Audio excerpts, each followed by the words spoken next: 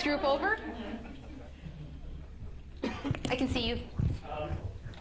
We talked about listening. Okay. This ties in a little bit with the fiduciary trust thing. I want somebody, if I talk to them, I want them to listen to all the things I have to say and not have a pre-planned idea as to what they think I should have. Yes. Yes. 100%. We do that, right? And the exercise that we did earlier on about what's in your head, you know, that was kind of getting to that spot, right? If someone said something, then we automatically go A, B, C, and D. So it takes a lot for us to not do that, you know, to already not be processing, because we can miss out on things, right? We can miss out on a need, like what someone really wants. We can either under offer them or over offer them, right? We might miss out on a huge opportunity because we made an assumption about one comment. And you could have whomever had that big sale, you could miss out on those opportunities, right? Or by offering that, you may just get someone to walk out the door as well. Next group.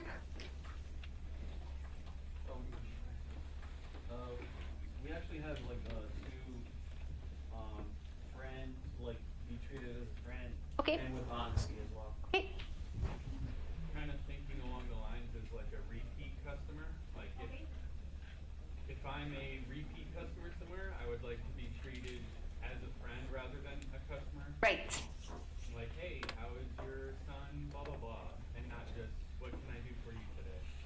It's amazing when you go somewhere and the person remembers something, and even if they don't remember the whole story, they say, "Oh, didn't your kid go somewhere?" And you're like, "Oh, you don't remember them to know where they went specifically, but the fact that they even remembered an inch of it, right? It makes you feel. How does it make you feel? Good, right? It's the same thing with coworkers as well, right? When we can see someone and remember little things about them, it's phenomenal. It makes us just feel special. Pardon me? Even when your name is remembered. Yes, the name is huge, right? Yes. The next group over. Most of ours have already been said, but it's mutual respect. Mutual respect. Kate?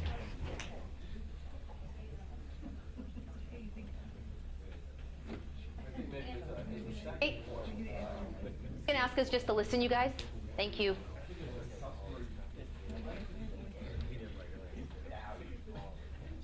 Walking into my place of business, and you know, I want to stop on the whole line. That's why I'm there, and I want them to do, you know, the best for me. Yes. Value me as an asset. Yes. Regardless of the monetary component attached to it, right? That's only part of it. Yeah, no, I mean, but sometimes they value you differently based on that. You just want them to value you because you walked in the door, right? Well, value in that, you know, just don't look at me as a sale. Oh, yes, yeah. You know, look at me, you know, really try to understand, you know, my needs. Yes. Help. Yeah. Be the expert on help me.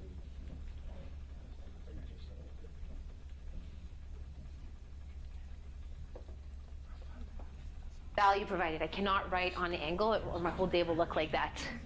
So I have to tell myself. Next group. So we're kind of been hitting around this, but no one's actually said it.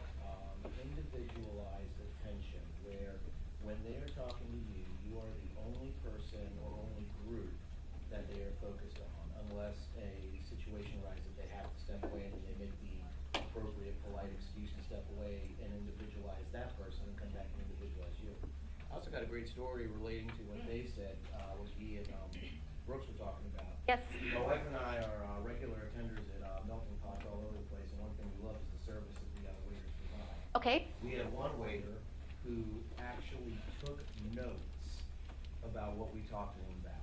Wow. We didn't know this until the second time we went and requested him again because he was so awesome. Wow. He comes back and specifically asks how things were. We were planning on going on a ski trip, and we Yep. told him, and it was 3 months later when we got back. Wow. He asked, how was that ski trip? His tip doubled. Wow. His tip doubled. That's huge, right? That's very unexpected, but definitely memorable, right? And you can create those experiences within your workspace. You can create those experiences as well. I like those stories. And up next group? Yes. A lot of ours are already up there. Okay. We put our my level my level.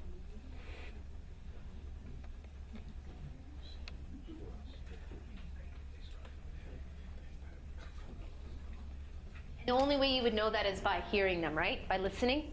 That's the only way you would know that, right? Would that be fair to say? Okay, next group. I don't have a chocolate cake, Anthony. Well, emphasizing the values, but we wanna, make them priority, go above and beyond. Okay, yes. If it's a situation that, that you don't really handle, but just take initiative in getting it resolved for them, so then you feel extra special, and that makes them satisfied. For sure. You deserve it. There's nothing worse when you start talking to somebody, they go, oh, I can't help you. And then they transfer you to someone else and you gotta tell your whole story again, right? Whereas that person could explain, they came in, they're looking for this, and then you continue the conversation. It makes a big difference, right?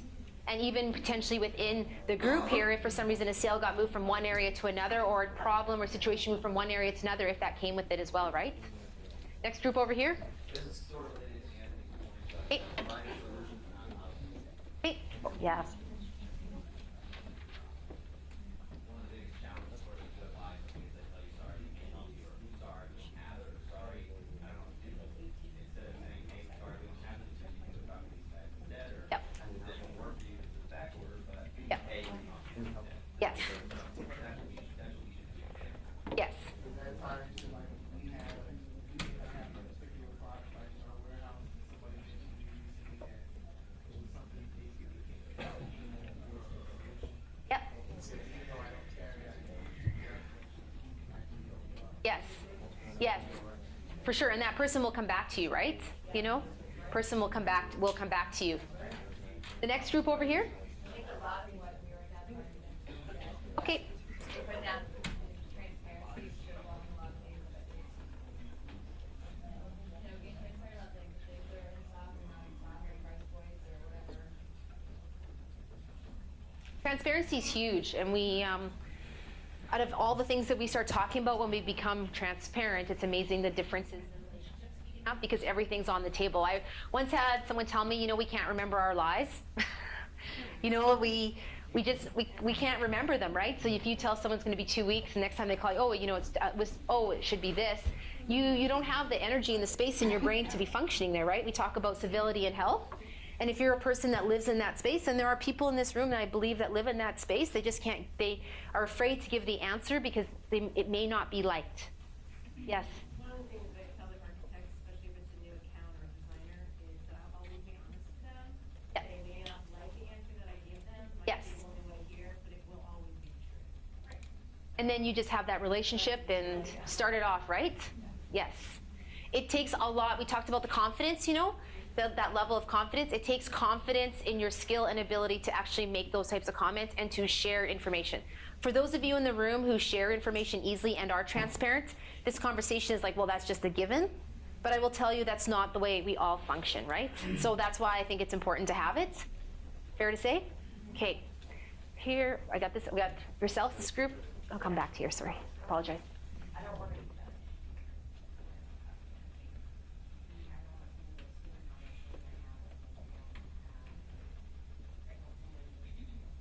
Right. And just with other people, right? You don't want them to. Yes. Yes. Next one over. Again, especially as we've all talked about this, but we wanted to go further in that whole thing about respecting, which is respect your time. In this particular area, we can spend up to 3 hours a day driving to and from the job, picking up kids, whatever it may be, and when we show up somewhere, we want them to focus on us and only us because we have limited time resources. Yes. And so even though, like you say, you have to walk away from the customer, it should almost be critical emergency before you walk away. Because if you don't respect my time, Yes. then I'm automatically feeling that you're not listening to me, you're not meeting my needs, that type of thing. So they are really the only priority until they are done with it. Right, and it's two ways, right? You want, when you're the customer, they want your time as well, right? So if you're sitting there talking to someone and they're trying to help you do something and you're on your phone, right? Just if you're the customer and you're not giving that person, whomever it is, the attention, you're not respecting their time, right? So it's that combination of both. You want the salesperson or the person that's helping you, whichever that is, right? To help you both ways. Over here, you guys.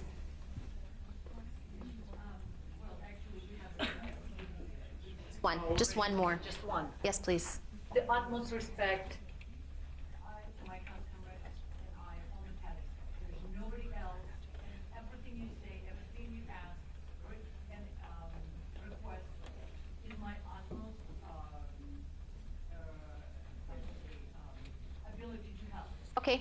That's the way we want to treat everybody. When you're out shopping and doing things, that's what you're looking for from from the people you want to purchase from. Efficiency.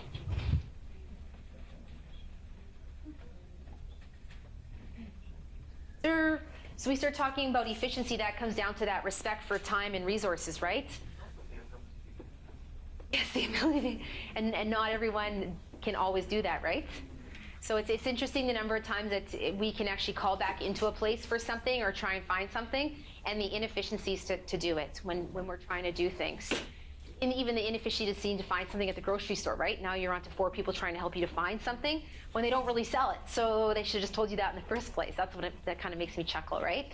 They said, I don't think you sell this, but do you? They could look it up, but they decide to have 4 people trying to help you, right? There's one thing on here that I find is really important when I'm going to buy something. Consistency, yep. Hear something over the phone and you get to something. Right. Starts with a C. It's a different C word.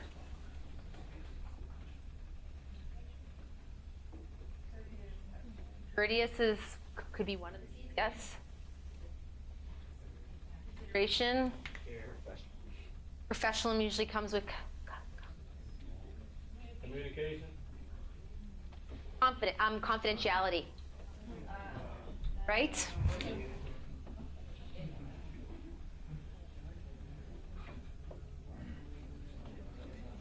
So when people go shopping or people are looking to purchase things, even the confidentiality of what's taken place, right?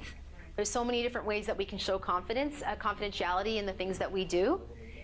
For me, it's a big part of that equation, and likely it's a big part of the work that you do as well, right? Especially when you're dealing with multiple different types of people, you can't share one thing to another, right? What is the benefit to treating your team members? So if we were actually to treat each other like this, so the word that you used, if you were actually able to treat your individual like each other with these types of words, would your relationship with your team look different? Sure. So what I'd like you to do is I'd like you to just, some of you will think, some of you will write. I'd like you to write down the 2 kind of words that connect with you, that if you were to treat your team a certain way, like you were to treat them as a partner, if you were to listen more, if you were to be more transparent, if you were to show a little bit more respect, if you were to be confidential, if someone shared something with you and you're known for maybe sharing stories. We have a friend named Jared. If you want something known, you tell Jared, and he tells everybody. If you don't want anyone to know, you don't tell Jared. He's a friend for 20-something years, but we just know that about him, right? You just don't tell Jared. So the confidentiality would be something that we all joke about with him, right? So I'd like you to pick 2 words, just two ideas that if you were